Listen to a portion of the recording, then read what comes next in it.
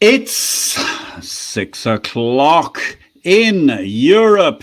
It is midday in New York, 5 o'clock in London, 1 a.m. in Hong Kong, 4 a.m. in Sydney, 9 a.m. in San Francisco, and 11:30 at night in Mumbai. Greetings, good morning, good afternoon, and good evening, depending on where you are in the world today. My name is Patrick L. Young. The IPO-VID live stream, Series 23, Episode 2, in the aggregate, that makes Episode 134, starts here.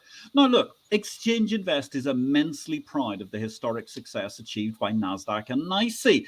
Not only are they leaders in Wall Street equity, but they also boast fantastic female leadership teams. When it comes to encouraging diversity, actions speak louder than words, and we applaud the female leadership of both NASDAQ and NYSE, albeit imposing DEI, diversity, equity and inclusion. Hashtag it's complicated, say the courts, as we await a new hearing. However, let's face it, are these markets dominant or what, ladies and gentlemen? The S&P 500 hits 5,000 and the country club duopoly reigns supreme. 8 out of 10. Cats prefer whiskas, but more importantly, 8 out of 10 of the MSCI Global Index's top components are US-listed tech giants. Apple and Microsoft are amongst those leading the way at NASDAQ and NYSE, and hashtag USA is nearly half of global market capitalization. Hashtag rest of the world, where are you? Meanwhile, over in London, good data helps the slumping exchange business. Will somebody put the LSE back into LSEG, or will the C-suite back hashtag Refinitiv raises for the management and maybe spin out the original London bourse from its own group? Questions, fascinating answers. If you've got any input, ladies and gentlemen, send us a message during the course of the next hour. Also send us a little bit of love. We'd really appreciate that because it helps the AI understand that this is quality content coming to you live on Facebook, LinkedIn, and YouTube, and subsequently to be repeated on Twitter with our magnificent guest today, a returning guest no less, Hamish Adourian. We're going to be talking about the holistic exchange and operational resilience. Hamish is head of sales and marketing at Sinara, a London-based software house which has been established for over 30 years. They're well known as a trusted software partner to leading financial institutions worldwide on the buy side, the sell side, and indeed very much in the market infrastructure side. Hamish joined Sinara in 2006 as a software engineer, building a strong background in the design and development of systems for exchange operators, commodity trading, and market data distribution. Having a keen interest in business, he progressed into sales and marketing, bringing to Sinara's customers his insights into how technology can help solve challenges faced by participants across the financial markets. Since 2021, Hamish has been responsible for Sinara's sales and marketing operations, championing the SinaraTLC initiative, where Sinara has invested in a new suite of trading lifecycle components for brokers, exchanges, and clearing houses. So, Hamish, greetings. Welcome back to the show. It's lovely to see you looking in rude health. Where in the world are you today? Thanks, Patrick, and thanks for having me on the show. I'm here in London, and it's definitely 5 o'clock or 5:04 now here in London on a typical cloudy or slightly windy London day. Thanks for having me on. Delighted to see you back. I mean, there's a lot happening at the moment in the world of financial market technology. It may not be hitting the high spots of all of the headlines in the major league financial newspapers, but there's a huge amount of change, and people are looking in every possible different way, not just for ways to make their stack work better, and we'll get on to resilience in a moment, but also the possible new business lines they can extract from existing stacks or by adding a little bit more code on the side. Well, I mean, if we start from sort of take the 10,000 mile high view picture, I suppose, of what does an exchange do? There's a whole bunch of business operations, even just leaving the IT systems to one side. I mean, you might have start with your core matching process, which is fundamentally what an exchange does. It brings together market participants, buyers and sellers. That's your core process, your core trading process. Mm-hmm. Then, of course, you've got your market data. All of the trading activity generates market data. So you've got your market data. You've got your risk management processes. You've got your market surveillance. It's an incredibly important process. Then, obviously, you've got things, your finance and billing, your compliance, your clearing and settlement, obviously, a major part of what an exchange will have to do as well, the interaction with a clearing house, whether it's part of your exchange group or something else. Member services, things like market making, obviously, or your various incentive programs that you might have around that, your member relations, bringing on new members. If you're an equities exchange, then clearly you have things like shareholder services, dealing with corporate actions, listings, obviously the big part of what that sort of a business will do. If you're more of a derivatives exchange, then maybe things like certificate or warrant management, relations with warehouses. So complex businesses working in a complex ecosystem with a wide variety of participants. Now, clearly, each of those business areas, you will have IT systems of different sorts, all working together, better or for worse in different circumstances, but fundamentally all working together to operate the exchange. Now, in each of those areas, there is opportunity for streamlining, further automating, getting rid of inefficiencies, getting rid of very old systems that maybe aren't working as well as they once were, or maybe frankly were never really working all that well. But somehow someone has just managed to fudge them until the day comes where actually that doesn't really work for the business anymore. So there's improvements you can make to actually make things more efficient, more resilient, and we're going to talk about that as well. But also look for opportunities for creating new revenue centers in a lot of these areas as well. And again, in order to do that, more often than not, you will have to invest in some kind of technology. Now, again, decisions then come, well, how do we do that? Can we upgrade an existing system to provide new functionality? Do we have to create something new? If we are creating something new, well, how will that integrate with what we've currently got? So there's all sorts of implementation questions that can be answered, but lots and lots of opportunities for exchanges to certainly unlock new revenue streams. And the one I mentioned at this front, market data, huge area of opportunity to try and leverage some of these massive data sets that any exchange will generate in the course of its operations to try and create new revenue streams from that. So yes, lots happening, and certainly lots here at Sinara that we're helping our exchange customers as well. And it's really interesting. I mean, you hit upon market data to start with. What's also fascinating is how market data begets market data. I mean, 20 years ago, as we were seeing the dying embers of most of the world's floors, admittedly, there are a few that still add value that exist. I think nobody really thought about just how much data would be generated. I don't mean because the markets became much more frictionless and therefore you could trade more. It was actually the amount of ancillary data that started to feed through the system, because you suddenly got a huge amount of depth information. You got all sorts of information to do with the timings of things through the networks, which also then help a lot of the other systems I suspect we're going to get to in a moment, but such as, for example, market surveillance, which was a really great opportunity for people to understand better. And therefore, I mean, presumably there's the growth in computing power is also driving quite a big growth in the opportunity to simply utilize data better that you already have. Indeed, there's obviously the growth of cloud and the potential of using some of that technology to create new types of processes that really take advantage of that data that you've already got. Absolutely, is a huge area. Challenges really are sort of around, well, how do you do that in a compliant way? How do you store some of that data? You wouldn't necessarily just want to say, copy it away into some cloud infrastructure somewhere. So there's issues that you need to sort of handle very carefully when you're deciding you want to exploit some of that data.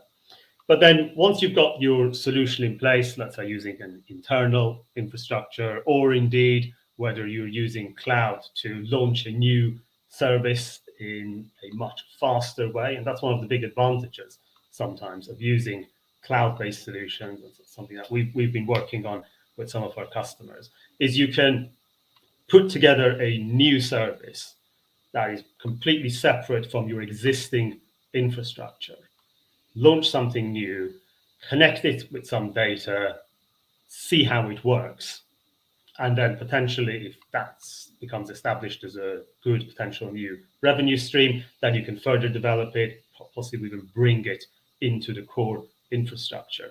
Another really interesting way of using some of that data is just in running different types of scenarios, running different types of tests as well. Again, just touching, I suppose, kind of on the other topic of operational resilience. You can use all this data in a way that maybe you couldn't even 10 years ago, because you can then run tests effectively on your entire infrastructure. Assuming you have this set up, it's non-trivial that you get to the point where you can do this. Of course. It itself is a project. And once you're at that point, you can then have the potential of, okay, let's simulate, a massive spike in market volatility. How will that affect all our various systems, all the different departments that I was talking about earlier? That's sort of the holy grail that you want to get to, where you can use that data not only to create added value and package it and resell it. And you mentioned AI, I think, in your report, run AI-based models to query and interrogate some of that data as well, but also use it as a way of testing and making your entire infrastructure more resilient as well.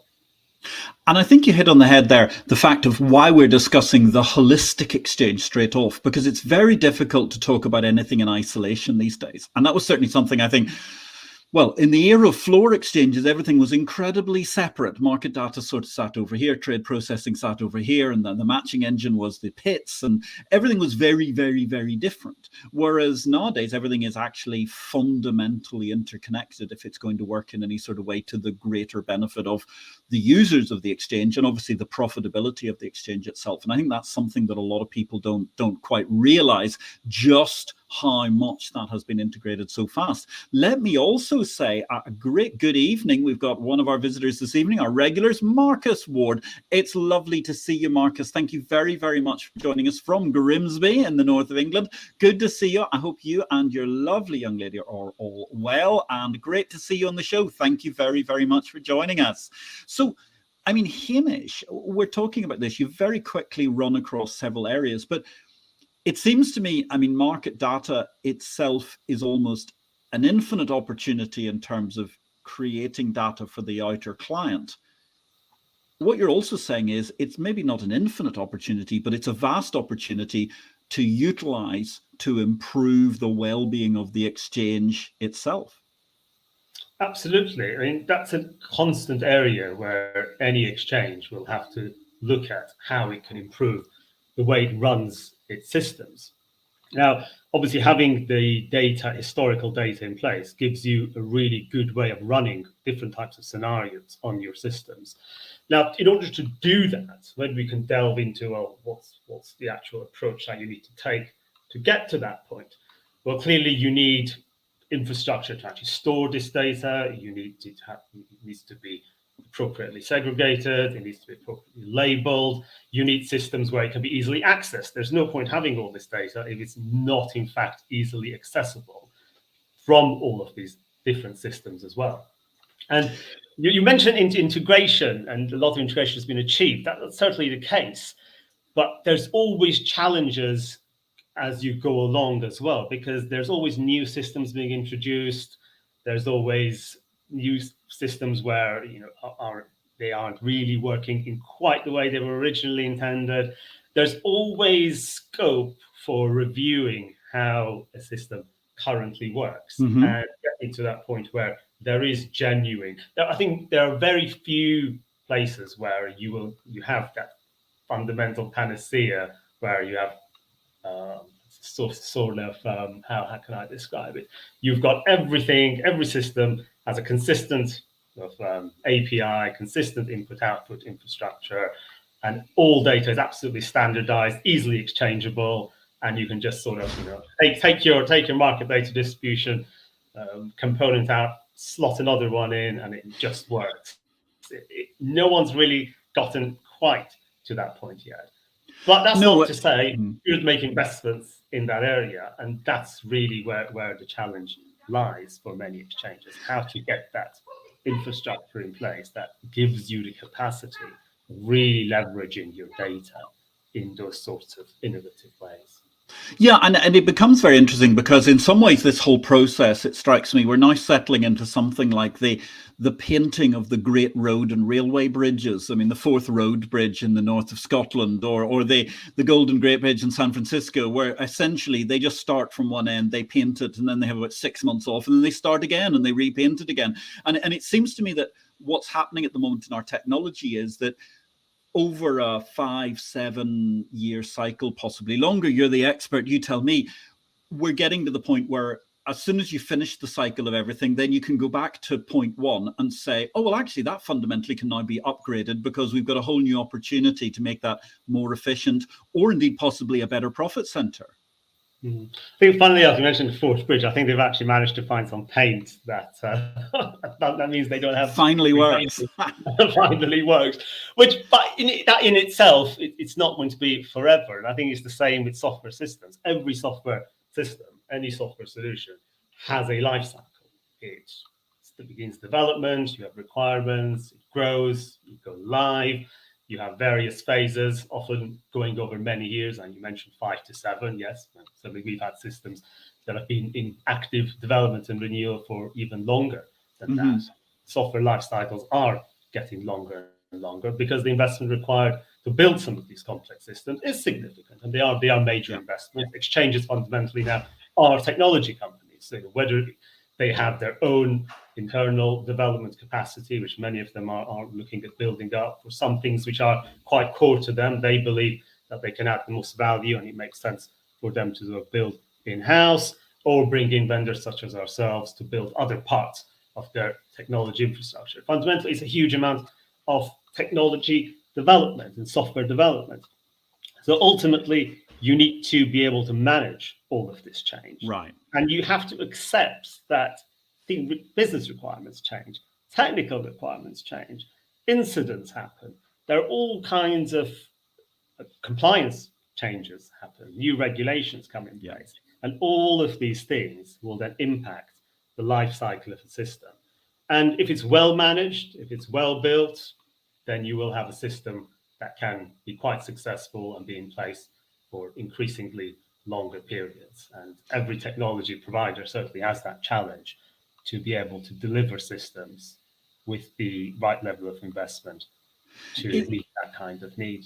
Yeah, to read that kind of need. And it's interesting because, as you say, we're seeing this whole different approach to the way, in many ways, that the software is now being developed. I mean, 20 years ago, people were essentially going, my goodness, I can replace my floor. Or 25 years ago, I can replace my floor. I can do all of this, right? Just get something in that effectively replicates that. That's great. And then people started obviously adding bells and whistles and so on. It's a little bit like cars. I mean, people started adding electric seats and electric windows and all sorts of wonderful things, fuel injection, and kept it going. And on that topic, let's talk to someone who's a man who's known many great fuel injection cars. Hello, Jonathan Cowan, a financial technology messiah himself. JC, good to see you, Jonathan Cowan. You're on the show. Delighted to have you with us. Do feel free to ask Hamish a question if you'd like to. We'll really appreciate that. It's very, very interesting. And in fact, I think I'm going to go straight to a question. So, Alexander Burgos. Hi, Alexander. Great to see you. Hi, Hamish and Patrick. So where are we on the road to cloud implementation? There's a fascinating question. Okay, I think there's a couple of different areas that we could possibly talk about, Alexander. So one sort of a quick win, and I put that in quotation marks because that's a huge amount of effort in and of itself. One approach is to use cloud for what essentially I was talking about earlier, which is testing. So what you could do once you've reached a point where you can containerize some of your applications. So if you're using container-based solutions, container-based microservices, for example, what you can do is use the cloud to spin up test environments. Maybe use some of that data I was talking about earlier to simulate different scenarios and run regression test suites. So if you've built your solutions in a way they can easily be deployed in the cloud environment, cloud is sort of a catch-all phrase for a whole set of technologies. It could well be of an in-house infrastructure. But the point is that you have solutions that can be easily deployed, easily spun up, easily scaled. You can just spin up a new test environment, almost simulate your entire exchange in a sense. Run all those processes in there, run some test data, look at the results. If there's a problem, then that can be investigated. So using cloud, not so much to actually run the exchange, because that involves a little bit of a leap, potentially, which we're not quite at yet, certainly for more established exchanges. But a great way of really taking advantage of technology is to use it to test. Now, for some solutions, so I mentioned creating a small market data portal or something, that's where exchanges are looking at maybe creating something new in the cloud, doesn't really touch the core infrastructure, and then if it does work, maybe bring it back in-house. Whether we get to the point where the actual core of matching and especially low latency infrastructure is on the cloud, I don't think we're quite there yet, but there's quite a lot of things which can be done in the cloud. And so we've built solutions for smaller startup exchanges where the entire process is in the cloud and works quite well. So it really depends on the nature of the trading itself, how many trades you expect, per second, per day. Those sorts of judgments will also determine where you put all of these different systems. But certainly, I mean, one of the things you're saying is, I mean, with this sort of containerization concept, one thing that is fabulous is that you can use whether it's Amazon Web Services or whether it's a more specific network or however you're going to do it in the cloud, you can containerize things almost into a variety of Tupperware containers very easily and store it there, which is fabulous. So therefore, a lot of data, a lot of compliance information, member services that you were talking about before, they can utilize cloud, provided obviously it's sufficiently secure, etc., as you were mentioning earlier. It takes work to do that, of course. And of course. Containerization of applications, if they weren't originally designed that way, there is some overhead in actually creating those containers to do that. But once you've done that, then a lot of the future development then sort of takes off that. So that you mentioned TLC at the start, we built that to be container native from the very start. Whereas, let's say, systems we might have built like 10 years ago clearly didn't follow that sort of architecture. So increasingly, what we're doing is then porting some of that over into the container world, which then allows our customers to run all of these different test scenarios. So I think it would be great for them because it gives them a lot of flexibility as well to get things to market quicker, get new fixes installed faster, because they can be more confident that they've done all of the appropriate testing before then they push out to production. Even though the production system isn't cloud as such, you're still getting the advantage out of that.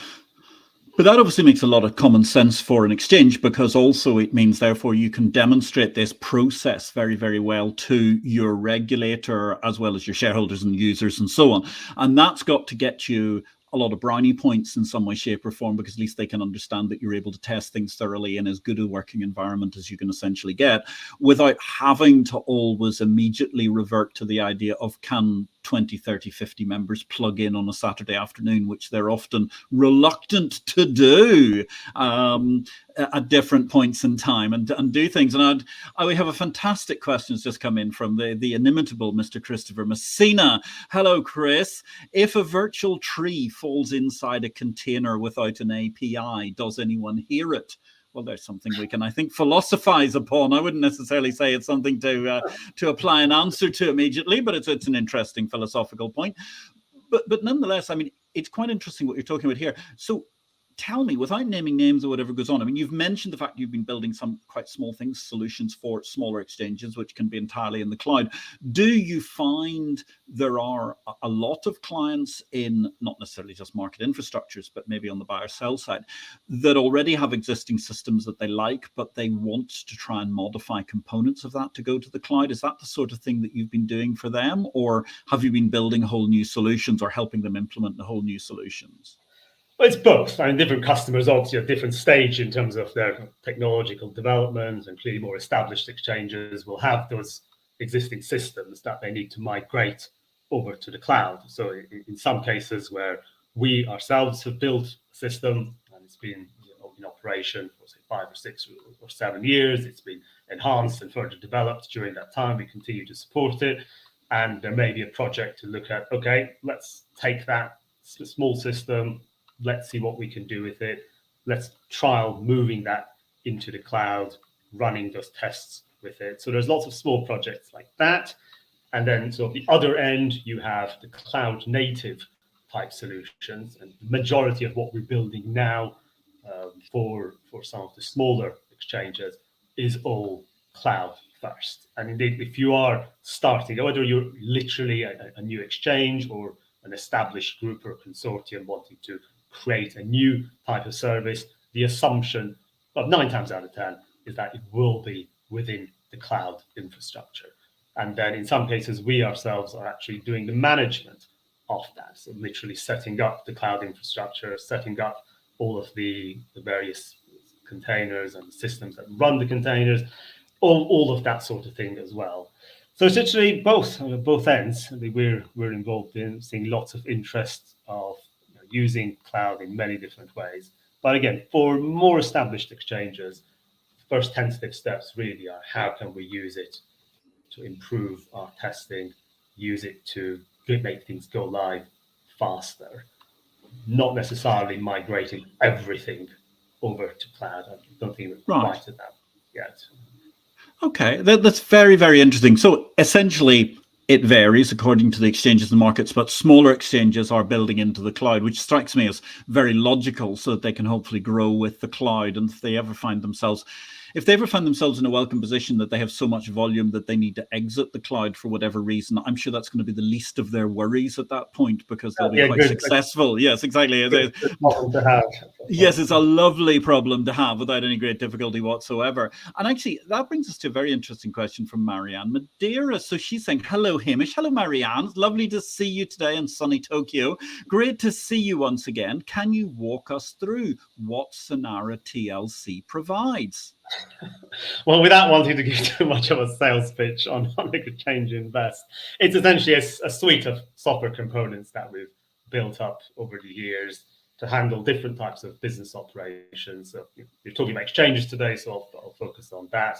You have your core matching engine, market data, distribution components to do things like pre-trade risk management, interface with the clearer, monitoring GUIs to look at what's happening within the exchange, essentially delve into the matching engine. So all the sorts of components that you would expect to help with different operations within an exchange.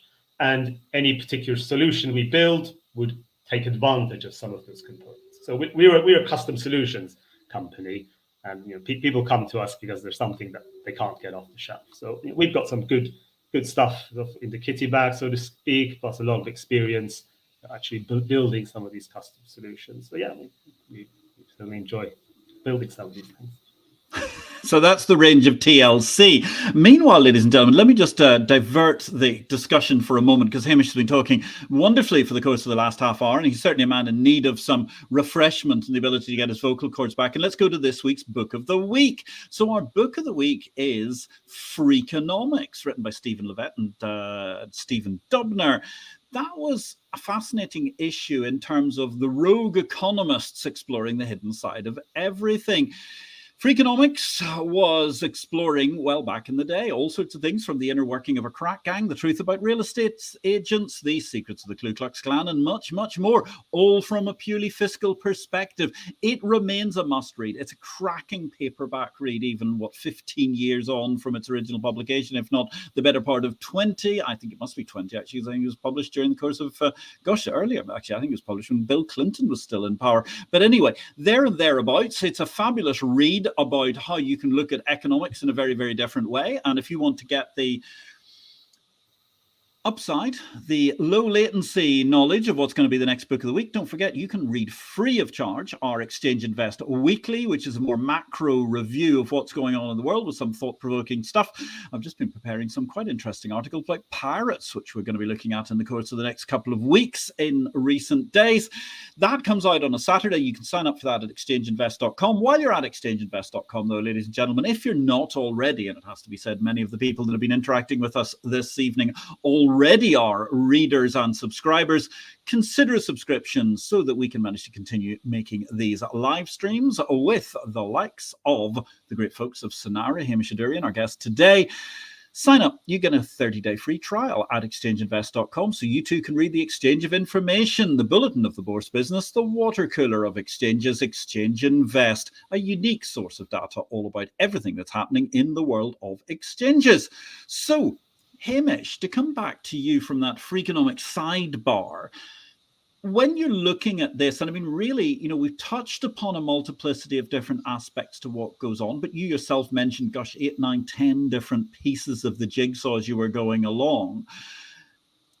You mentioned earlier on the fact that then you've got to cobble this all together. Cobble's probably a very, very unreasonable word because that suggests that it's not resilient. But obviously, that's the secret, isn't it? Because building each of these individual components, each individual container, if you like, takes time, takes effort, is not easy, but making it all work holistically, now that's the achievement.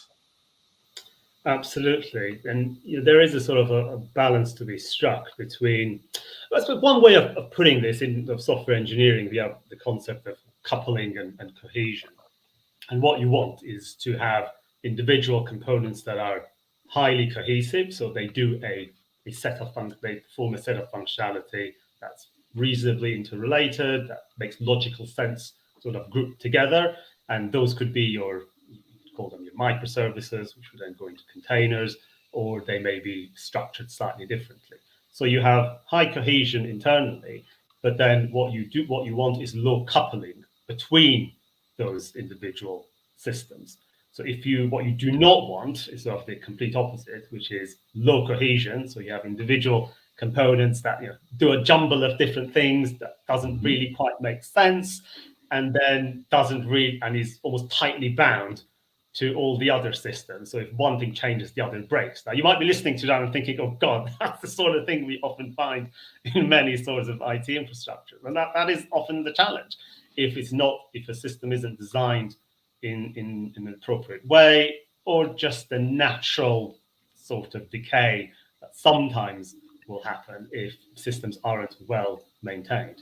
So the goal is to have these highly cohesive components with low coupling, which means there's well-defined interfaces between how different components across the exchange communicate with each other. And then that gives you the flexibility of adding in new components, replacing some of these where necessary. Now, in practice, there's always some work to do. There's always some things that you need to change. It's never a smooth sort of replacement.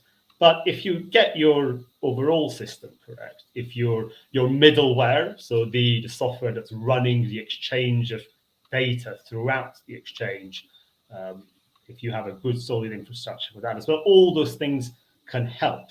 So ideally, you want to get to the point where you have some decent middleware, standardized interfaces, in as much as is possible between all of your components.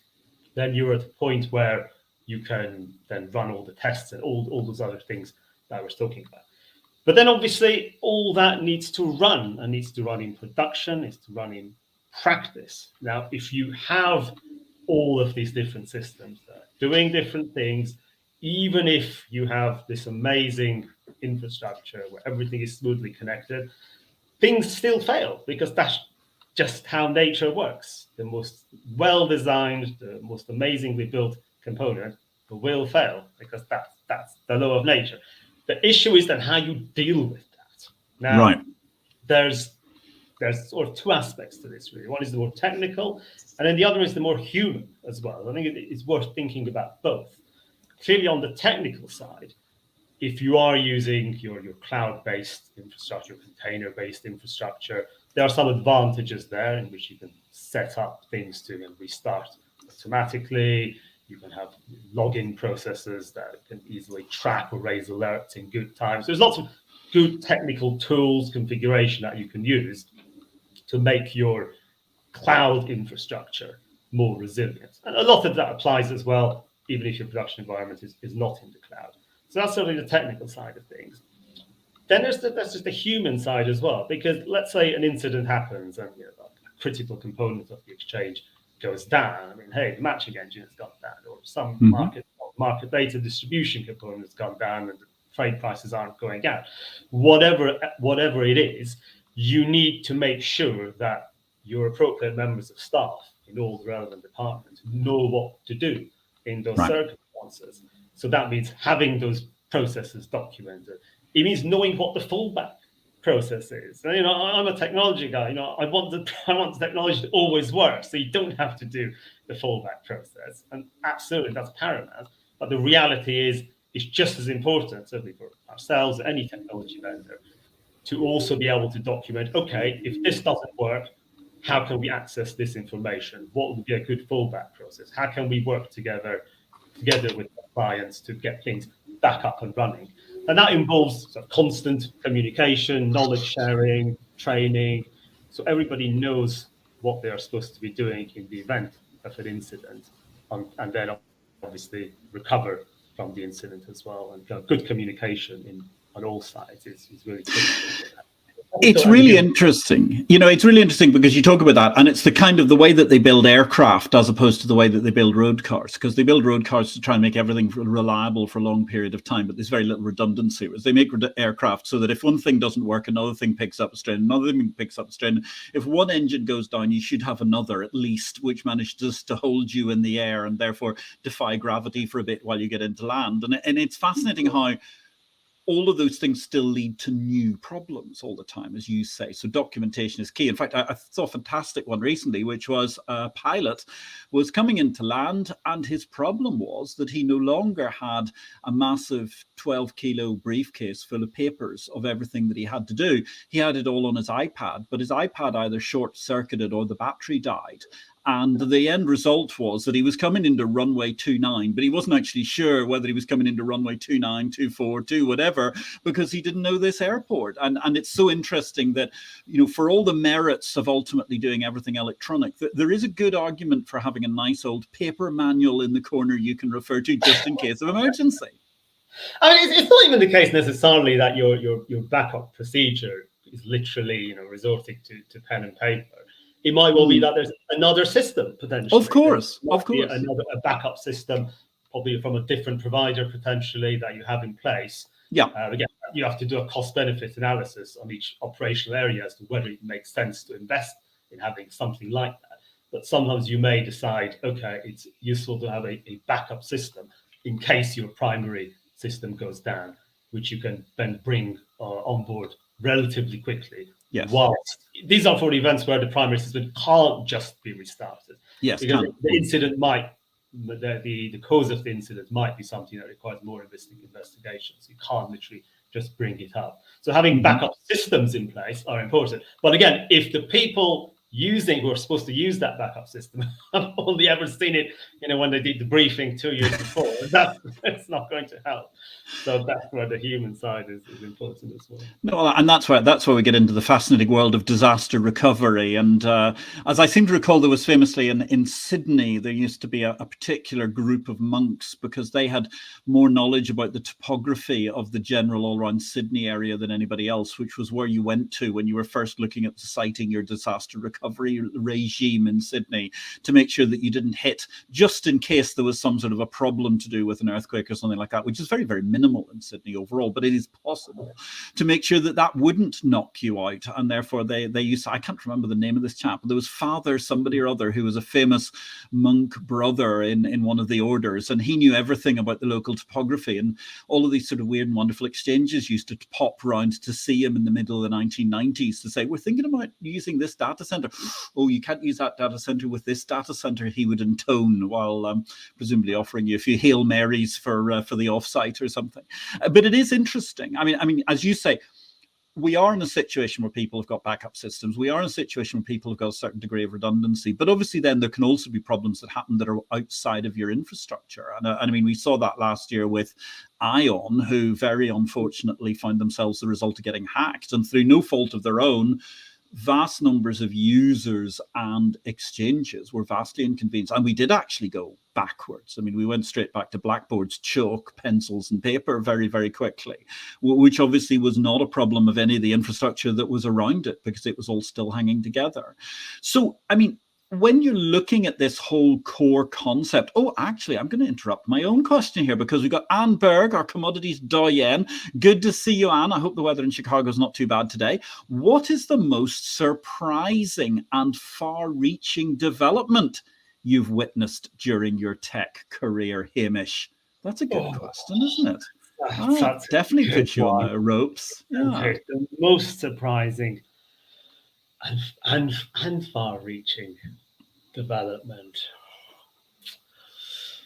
I don't want to pass on the question, but I think there's just been so many. And we talked about cloud quite a lot, obviously. AI we haven't touched on as yet, but I suspect if I am going to be asked the question about the future of the market, which actually may well do, I think that's an area potentially which will have an impact on every single one of those sort of functional areas of an exchange that I talked about as well. I would throw it back. I think that would be my brief answer. There must be so many things that have changed. There's so many things that I can think of one, and actually it's from television, but it's the way the world changed because of network technology, which nobody really thought about. I mean, Arthur C. Clarke was writing about it pretty much before we were born, I think, but nobody was really paying attention. It was all just kind of like, yeah, Blade Runner, Arthur C. Clarke, all those things up there that are kind of weird, Gene Roddenberry, whoever. And I suppose the one that gets me is it was how television was changed from being a broadcast only medium into an interactive medium. And the one I love about that is there was at the height of their sort of power of ITV in the early 70s, they produced a show called UFO. And UFO was this thing where Shadow was the Earth-based multinational organization protecting the Earth. And they all wore amazing shimmery costumes made out of presumably acrylic plastic and all sorts of shiny stuff. And they drove actually hydrogen fueled cars, which I think are very, very interesting to this day. And they had all sorts of weird and wonderful spacecraft and so on. And the boss of Shadow, which was a man, and there were no senior women, if I seem to remember correctly. So that was a bit of a fail also. It didn't look too far in the future, but not technologically based. He used to walk out of his office and there was a typing pool full of silver-haired, shimmering dressed ladies, all typing on typewriters. And nobody had thought ahead to the fact that actually you wouldn't need that in the future. You'd get a screen, and that screen would eventually become interactive. And now, 20 years later, the screen actually says, I don't think you wanted to type that, did you? Can I offer you a little correction to your grammar? So there's my throwing my thought into the hat for Anne Berg there, that nobody really foresaw how screens would actually turn the world upside down, because suddenly they become an interactive medium from where before we stared into space and typed stuff onto a bit of paper.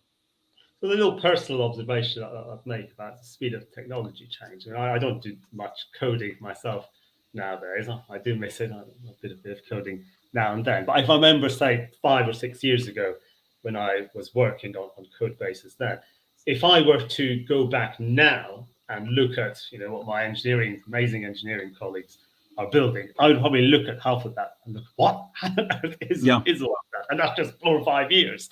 So the rapid change is just absolutely unbelievable. Even all the technologies, the frameworks that we use to build systems, and that's all the accelerating. Well, you're true. And the hyper specialization of different forms of language or sub-language that have been created to do incredibly hyper specific tasks that nobody would have ever thought about. And you look even just at something very simple like data scraping, let alone what it's like when you're trying to do the pointy headed maths of putting together ultra low latency trading systems and allowing for gateways and trying to make a fair market, et cetera, which is obviously Sinara's preserve much more than it is mine, but I can talk about it without really understanding. So thank you, Anne, for that very provoking question. We might revert to it during the course of time, but so Hamish, I mean, as you're looking at building this resilient exchange, you've got this holistic market structure approach, which is very, very different to what we've seen now. Are there any particular challenges that you keep seeing in the current time or that you've seen recently? Because these sorts of challenges, they tend to vary according to where we are in the cycle, I think. I think there's nothing in terms of a specific sort of challenge, of course. But, well, I think there's one thing I've mentioned a couple of times already, which is just the time it can take to get just a new version of one Right. of these systems into production.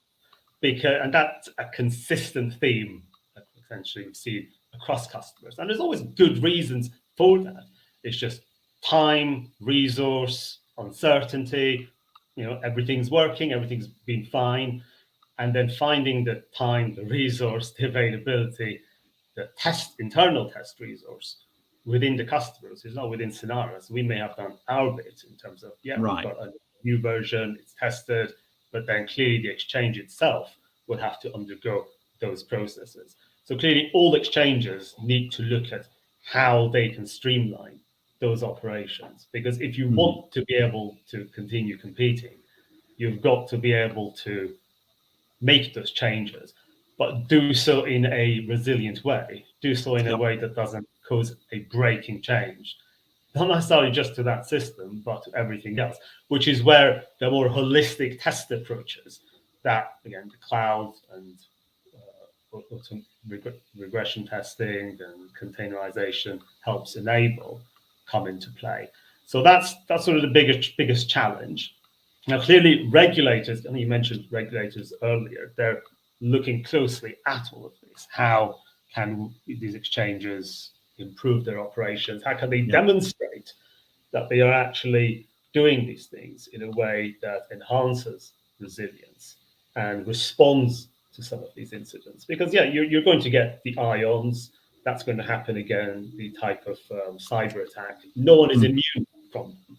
And that's the reality of it. The question is how systems can respond to them. Clearly, you want to design these systems in such a way that they can remain as resilient as possible, have multiple layers of defense and so on.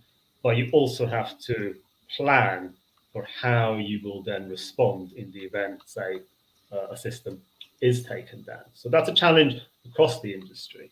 One of the problems you have is if you have too many systems that are shared as well between different customers.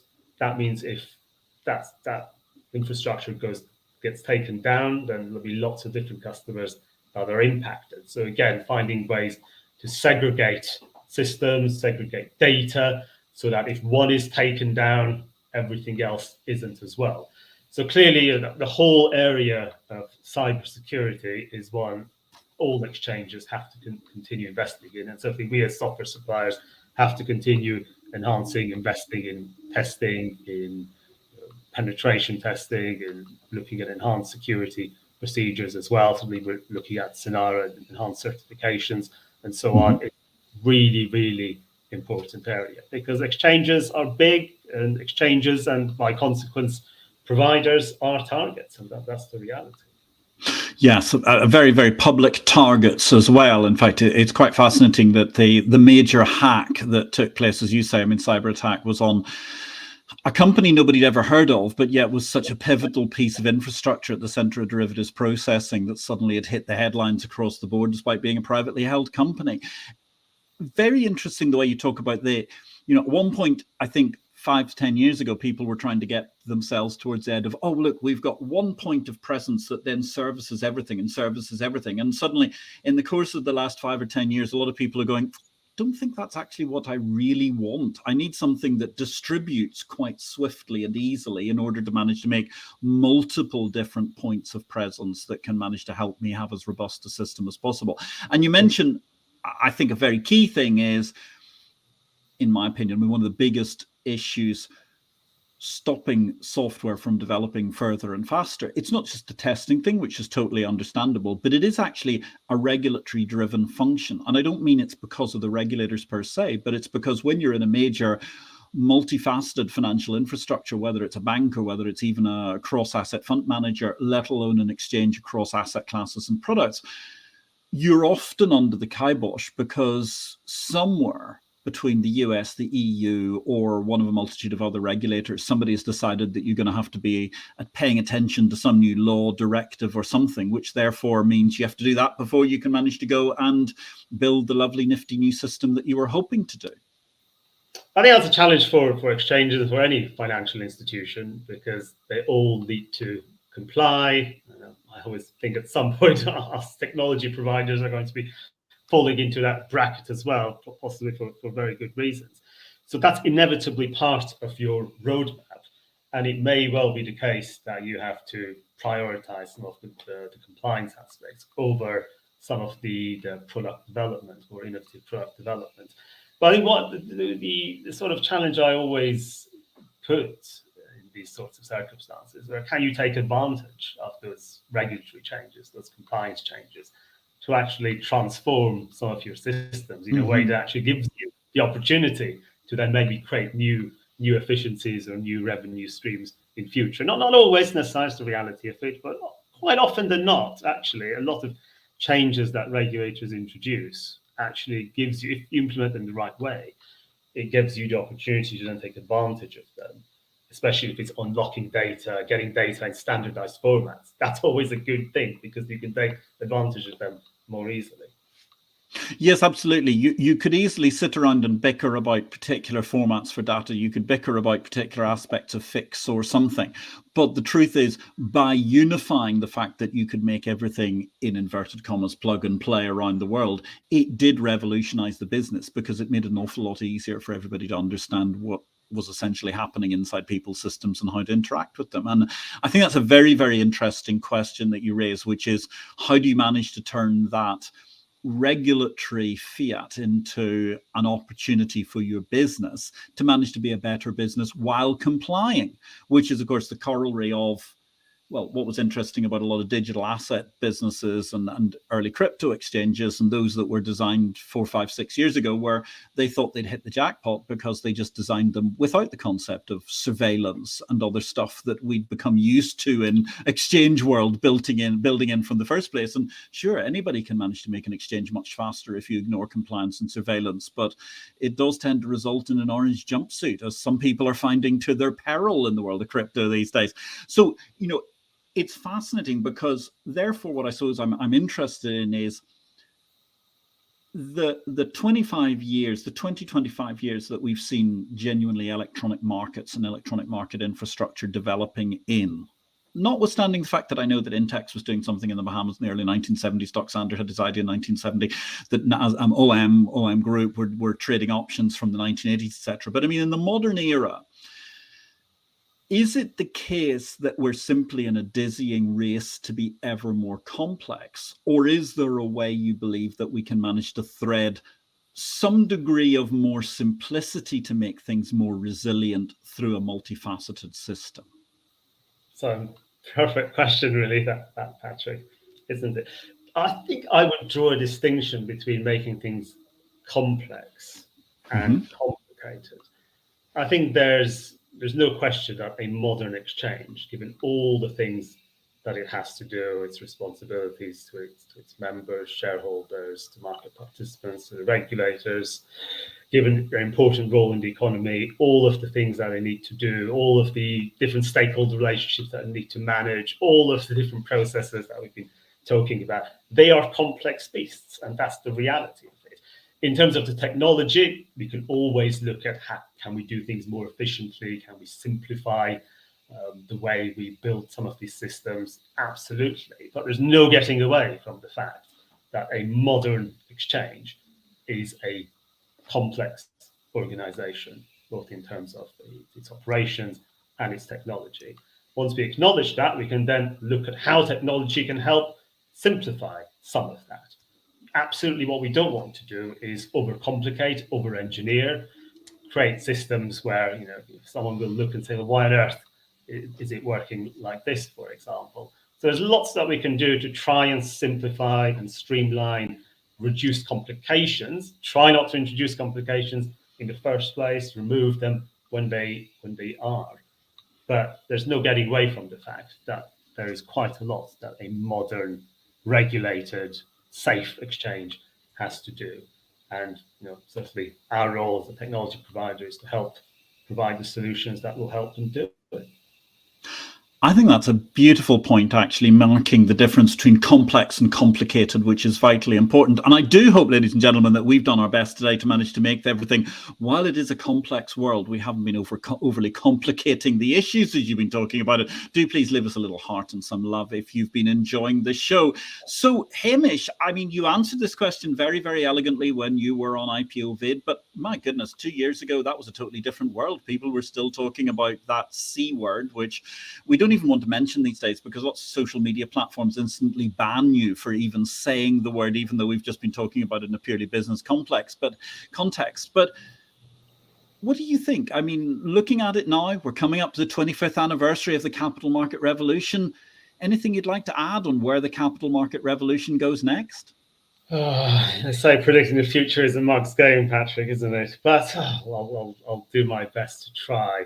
I think clearly, I touched on AI earlier, and I think it's sort of a non sequitur, really, that AI is going to impact all of those different areas, not just the current of the large language models, but so many other types of processes that are coming through with greater compute power, greater volumes of data.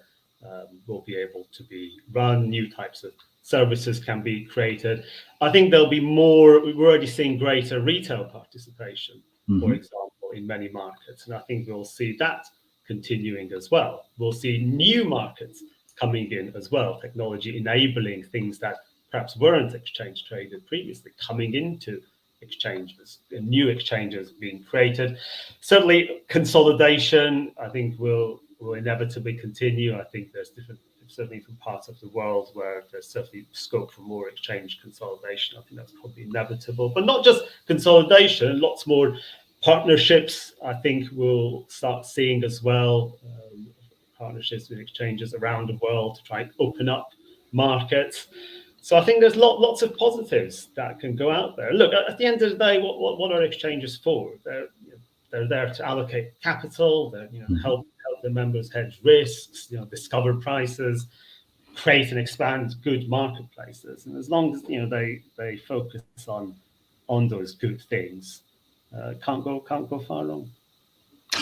I'm with you there. I'm totally an optimist for the exchange world, as you know from the keynote speech I gave at the FASE conference, the AFM conference last year. I mean, what are we looking at? We're looking at the fundamental model of e-commerce the world over. It's just the fact that Grab or Uber or Airbnb don't actually have to be regulated in the complex way that what we've been talking about for the last hour has to be. Hamish Adourian, that's been absolutely fantastic. Next week, we're going to be joined by another returning guest. The fabulous Dr. Rainer Zittelmann is going to be coming to us. He's going to be talking about unbreakable spirit. I talked earlier on about DEI. This is a discussion, ladies and gentlemen, about people who've achieved truly incredible things despite some form of disability in their lives. That's the subject of Rainer's new book. You've got a chance to pick up a copy during the course of the week before the show. If not, join us, whether you do or whether you don't buy a copy of the book between now and next week. By all means, join us. We're going to have a fantastic discussion about the unbreakable spirit. Today, we've been talking about how to create, I suppose, what is in essence, as much as possible, the unbreakable exchange, looking at the holistic nature of the development of exchanges, the holistic exchange and operational resilience with our fabulous guest, Hamish Adourian, who's in charge of sales and marketing for Sinara, who provides solutions for quite literally every form of exchange, from the smallest in the world to the largest in the world, ladies and gentlemen. And they do it in a way that they do understand the complexity, but they're not looking at making it complicated. I hope we've managed to make this as simple as possible for you. Thank you very much to everybody who interacted with us today and with our excellent guest, Hamish Adourian. Thank you very much, Hamish. Marcus Ward, great to see you again, Marcus. Jonathan Cowan, I hope you're well. Alexander Burgos, fabulous question, as indeed was the fabulous question from Anne Berg and an excellent question from Marianne Madeira coming to us from Tokyo. Chris Messina, thank you for giving us something that we'll be philosophizing over at the water cooler for weeks, if not years to come in terms of containerization. My name is Patrick L. Young. Thank you very much for watching. If you would like to learn more about the world of exchanges, don't forget to subscribe to Exchange Invest, the Bourse Bulletin, daily to your inbox. More details at exchangeinvest.com, and check out the wonderful range of products from Sinara's TLC suite and more at Sinara's website. My name is Patrick L. Young. Have a great week in life and markets. Thanks once again, Hamish. Have a good day, have a good evening, have a good night, wherever you are in the world, ladies and gentlemen.